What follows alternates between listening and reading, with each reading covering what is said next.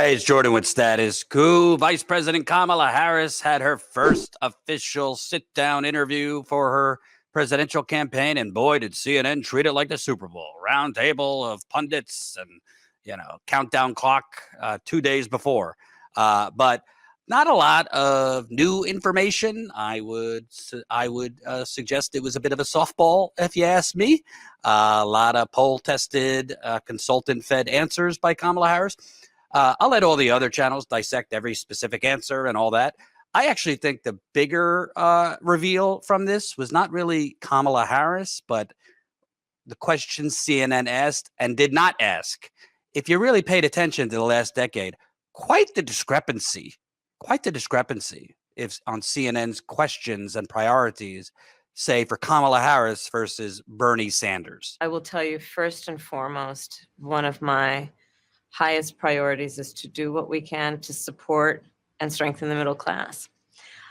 When I look at the aspirations, the goals, the ambitions of the American people, I think that people are ready for a new way forward, in a way that generations of Americans have been fueled by hope and by optimism. So her answer on day one, I'm going to support and strengthen the middle class. Definitely a poll-tested answer, definitely fed to her by overpriced consultants. Maybe deep down somewhere in her heart, she believes what she's saying, but doesn't actually mean anything. There's a lot of candidates that use the phrase middle class over and over and over again, and there's nothing underneath it. By the way, Trump's not going to do anything. He's going to hurt the middle class, but she's saying, what's she going to do on day one? Some vague answer about strengthening and supporting the middle class, and then she pivoted to going after Donald Trump. Then she also included in there a way to move forward, because that's something she's been stressing over and over again. Again, you got millions and millions of dollars that go into basically poll testing, market researching, which phrases resonate, which phrases don't. So that's why she's saying middle class, way forward, not turning back. But I found particularly interesting this next exchange because of what CNN did not ask. Here's CNN following up with Kamala Harris, and Kamala Harris getting a little bit more specific on her economic proposals. You talked about, you call it the opportunity economy. You are well aware that right now many Americans are struggling. There's a crisis of affordability. One of your campaign themes is we're not going back. But I wonder what you say to voters who do want to go back when it comes to the economy specifically, because their groceries were less expensive, housing was more affordable when Donald Trump was president. Well, let's start with the fact that when Joe Biden and I came in office, during the height of a pandemic, we saw over 10 million jobs were lost. Literally, we were all tracking the numbers. Hundreds of people a day were dying because of COVID. The economy had crashed.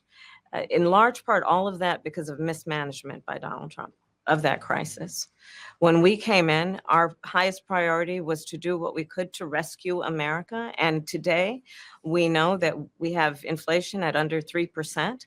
A lot of our policies have led to the reality that America recovered faster than any wealthy nation around the world. But you are right. Prices, in particular for groceries, are still too high. The American people know it, I know it, which is why my agenda includes what we need to do to bring down the price of groceries. For example, dealing with an issue like price gouging, what we need to do to extend the child tax credit to help young families be able to take care of their children in their most formative years, what we need to do to bring down the cost of housing.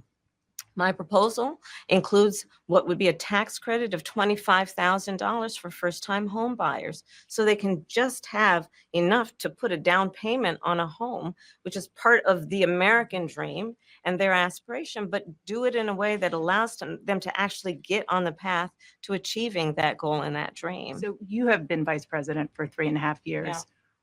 The steps that you're talking about now, why haven't you done them already? And there's the giveaway. There's the signal. There is the game, folks. What are you talking about, Jordan? She just laid out some specific proposals, the banning price gouging in the grocery industry, kind of open-ended. I don't really know how she's going to do that. She hasn't really proposed how she's going to do it. But expanding the child tax credit to $6,000 would be great. If she does it, I will applaud. $25,000 tax credit for first-time home buyers, great. Doesn't really address the root problem, which is Wall Street, who has purchased, the Democrats and Republicans are buying up all the housing in America. So this is good, but doesn't address the special interests making housing so outrageously unaffordable. But notice that in 2016 and 2020, when Bernie Sanders laid out Medicare for all, free public college, Green New Deal, his plans, they didn't move on to other questions right after he proposed it. They aggressively drilled in. But how are you going to pay for it? How are you going to pay for it? How are we going to pay for it? I want to hear tonight how that's happened. You can't run for president and beat Donald Trump without leveling with the American people what you're going to do and how you're going to pay. Do you think it's important to identify revenue sources for the other half, or do you believe, as those who say subscribe to modern monetary theory believe, that we've been a little bit too constrained by concerns about the deficit, and that's not so important to pay for everything? This was CNN, this was MSNBC, Fox News, New York Times, Washington Post, the Associated Press, all of them. But when Kamala Harris just TikToked some plans that theoretically would cost money, Dana Bash didn't ask how you're going to pay for it. Dana Bash just moved on to, well, you've been vice president for 3.5 years. Why haven't you done these things already? Putting aside that that's just a stupid talking point, it's a Republican talking point. The vice president doesn't set policy. Anyone with a brain knows that. So in fairness to Kamala Harris, it's not fair to say, why haven't you done these things? Biden is the president. She's there to stand behind him for photo ops, go to funerals, and step in an emergency. It's not fair to say, why haven't you done it? You've been the vice president. She's not setting the policy. I would say that for any vice president. But why is there such a discrepancy? Why do anchors on CNN and MSNBC, when it's a progressive like Bernie Sanders, boy, the immediate reflex, well, how are you going to pay for it? When it's programs that might give all Americans health care, or might allow all Americans equal access to education, or might do something to, I don't know, save the planet against the climate inferno. Why is the immediate reflex from very, very overpaid cosmopolitan journalists in New York and DC, well, how are you going to pay for it? But when it's Kamala Harris TikToking theoretically expensive plans, we'll get to that in a minute because they're not expensive.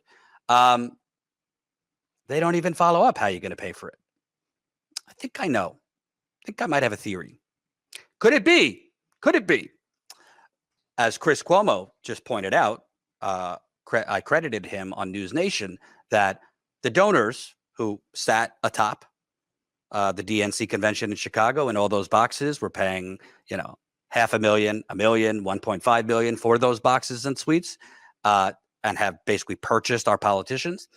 Could it be that the donors actually run the government and basically set the policy, for the most part, definitely on domestic policy, definitely on economic policy, and that CNN, MSNBC, and the rest of them, they kind of know when they're dealing with someone like Bernie Sanders, he's actually serious about these policies.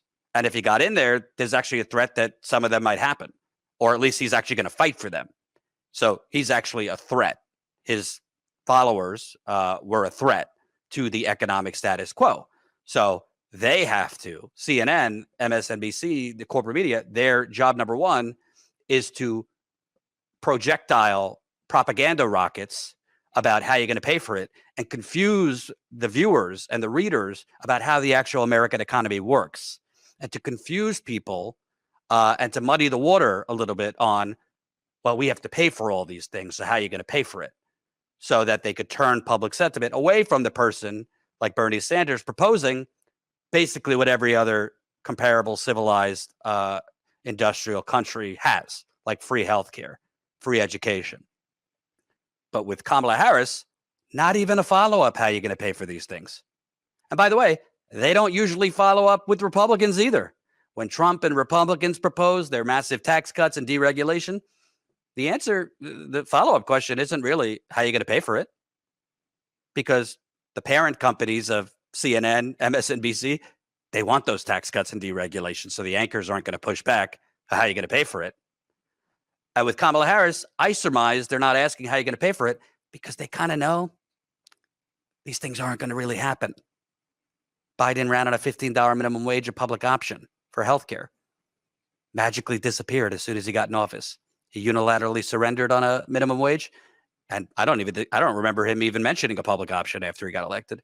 And Kamala Harris, I think these anchors know she's running on these proposals. You know, I'm sure they poll test well. I'm sure she's been told, mention price gouging. That's a big issue among voters.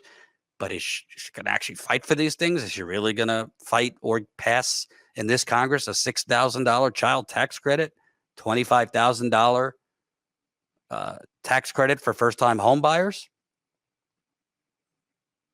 I don't think they actually think she's going to pass those things, much less fight for them, because I think they know, like Chris Cuomo revealed, they know how the game works. They know that they're running on issues, but those issues are loose in terms of when they get elected to actually fight for them or actually use the bully pulpit of the presidency to push and shame the no votes like Joe Manchin or Kirsten Sinema. That's why they don't push, because they know Bernie Sanders and his ilk are actually serious about these policies. And Kamala Harris, follow the money. They know she's not. And devil's advocate, you might say, well, Jordan, you're being too tough and Trump's worse, and you would get some economic improvements under a Kamala Harris compared to Trump. You're right. You're right. Keyword some. If she's proposing a $6,000 child tax credit, maybe you'd get a restoration of the child tax credit that Biden put through for a year. Not permanently, just an extension that is also set for a year, just like Biden did. So we could cheer about cutting child poverty in half for a year, and then it just resets. The first-time taxpayer, $25,000 taxpayer credit for first-time homebuyers, maybe it will whittle down to $10,000. Better than nothing, you could say. If we stay in this mindset of accepting crumbs, if we stay in this mindset of not holding people accountable to what they ran on, if we stay in this mindset of not holding people accountable to fight for what they ran on, to not use BS excuses like the parliamentarians said we can't do it, we are always going to get crumbs. And it's just very odd to me that nobody seems to ask CNN and these outlets, why were you so obsessed with how you're going to pay for it for healthcare and education under Bernie Sanders, but not a follow-up when it's Kamala Harris on economic policies that technically you got to pay for? And I put in quotes, technically, because that's all nonsense. As Steve Grumbine, as I talk about, the federal government doesn't actually have to pay for things. Taxpayer money does not fully fund war, all the domestic programs. It can't. It's not possible for taxpayer money to fund, trillions and trillions of dollars in Afghanistan and Iraq and Medicare, Social Security, et cetera. We print money. We print money in this country. The government creates money. We don't literally borrow money. Like China is not sending planes with cash that we borrow from China. And Alan Greenspan has said this, the former Federal Reserve Chair. Ben Bernanke, the former Federal Reserve Chair, said we create money. We just move decimal points in a system. It's called modern monetary theory. Look it up, research it. You do have to worry about creating too much money and inflation, but debt is not a literal concrete thing for the federal government. It is for the state, city government. But boy, quite the difference in journalistic follow-up and questioning from CNN when it's a progressive versus Kamala Harris.